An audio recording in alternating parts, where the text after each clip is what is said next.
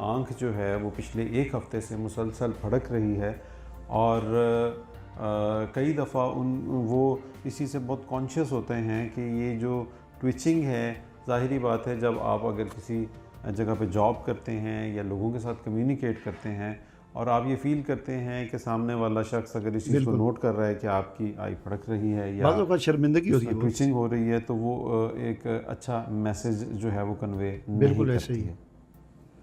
है। यहाँ इसके बारे में जो मैं आपसे नॉलेज शेयर करना चाहूँगा या 2-3 हुँ, इम्पॉर्टेंट चीज़ें आपको बताना चाहूँगा।